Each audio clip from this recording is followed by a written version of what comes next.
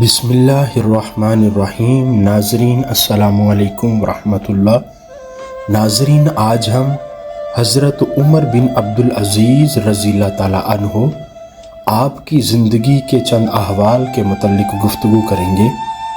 ناظرین، حضرت عمر بن عبدالعزیز رضی اللہ تعالیٰ عنہ کا معمول تھا کہ وہ رات بھر روتے اور گھر میں گھومتے رہتے اور صبح تک آہوزاری کرتے۔ بسا اوقات بے ہوش ہو کر گر پڑتے۔ وہ بالا خانے کی چھت پر نماز پڑھتے اور سجدہ میں اتنا روتے کہ کبھی کبھی آنسوں کے قطرے بہہ کر پرنالے سے گرنے لگتے اور نیچے سوئے ہوں پر پڑتے، یہاں تک کہ ان کو گمان ہوتا کہ کوئی بادل گزرتا گزرتا ٹپک رہا ہے۔ آپ کا لباس عموماً صرف ایک جوڑا رہتا تھا، اسی کو دھو دھو کر پہنتے تھے۔ مرض الموت میں ایک قمیض کے علاوہ دوسری قمیض نہ تھی کہ بدلی جاتی۔ آپ کے برادر نسبتی مسلمہ بن عبد الملک نے اپنی بہن فاطمہ سے کہا کہ قمیض میلی ہو گئی ہے، لوگ عیادت کے لیے آتے ہیں، اس لیے دوسری بدلوا دو۔ وہ خاموش رہیں۔ مسلمہ نے دوبارہ کہا۔ فاطمہ نے جواب دیا، خدا کی قسم، اس کے علاوہ دوسرا کپڑا نہیں ہے۔ ایک جوڑے کی بھی حالت یہ ہوتی کہ اس میں بھی پیوند لگے ہوتے تھے۔ آپ کا معمول تھا کہ عشاء کے بعد تنہائی میں مسجد میں بیٹھ کر رو رو کر دعائیں کرتے تھے اور اسی حالت میں آنکھ لگ جاتی تھی۔ آنکھ کھلتی تو پھر یہی مشغلہ جاری ہو جاتا۔ اسی طرح روتے، دعائیں کرتے اور جاگتے سوتے ساری رات گزر جاتی تھی۔ حضرت عمر بن عبدالعزیز رضی اللہ تعالیٰ عنہ کے ہاں مجلس گریہ زاری ہوتی تھی۔ رات کو علماء جمع ہو کر موت اور قیامت کا ذکر کر کے اس طرح روتے تھے جیسے ان کے سامنے جنازہ رکھا گیا ہو۔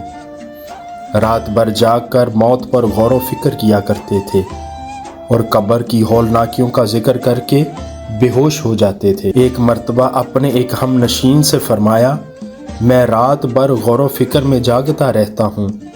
اس نے پوچھا، کس چیز کے متعلق؟ فرمایا، قبر اور اہل قبر کے متعلق۔ اگر تم مردے کو 3 دن کے بعد قبر میں دیکھو تو انس و محبت کے باوجود اس کے پاس جاتے ہوئے خوف زدہ ہوگے۔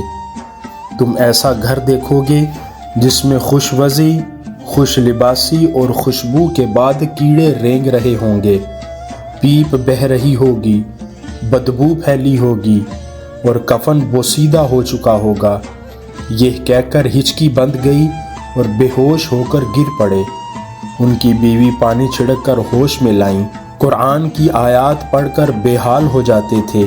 ایک شب یہ آیت پڑھی جس کا ترجمہ ہے، وہ یوم قیامت ہے جس دن سارے لوگ بکھرے ہوئے پروانوں کی طرح ہو جائیں گے اور پہاڑ رنگ برنگ دھنکی ہوئی اون کی طرح ہو جائیں گے۔ تلاوت کر کے زور سے چیخنے اور اچھل کر اس طرح گرے کہ معلوم ہوتا تھا دم نکل گیا ہے، پھر اس طرح ساکن ہو گئے کہ معلوم ہوتا تھا ختم ہو گئے ہیں، پھر ہوش میں آئے، دردناک نعرہ لگا کر کود کر گھر میں دوڑنے لگے اور کہتے جاتے تھے، افسوس اس دن پر جب لوگ بکھرے ہوئے پروانوں کی طرح اور پہاڑ دھنکی ہوئی روئی کی طرح ہوں گے۔ یہ حالت صبح تک قائم رہی، پھر اس طرح گرے کہ مردہ معلوم ہوتے تھے، یہاں تک کہ مؤذن کی آواز نے ہوشیار کیا۔ ایک دن نماز میں یہ آیت پڑھی جس کا ترجمہ ہے، اور انہیں صراط کے پاس روکو، ان سے پوچھ گچھ ہوگی۔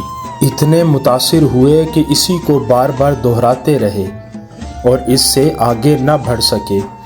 بعض لوگوں نے عرض کیا، آپ مدینہ منتقل ہو جاتے اور روضہ نبوی صلی اللہ علیہ وآلہ وسلم میں جو چوتھی جگہ خالی ہے، اس میں رسول اللہ صلی اللہ علیہ وآلہ وسلم اور ابو بکر و عمر رضی اللہ تعالیٰ عنہما کے ساتھ دفن ہوتے۔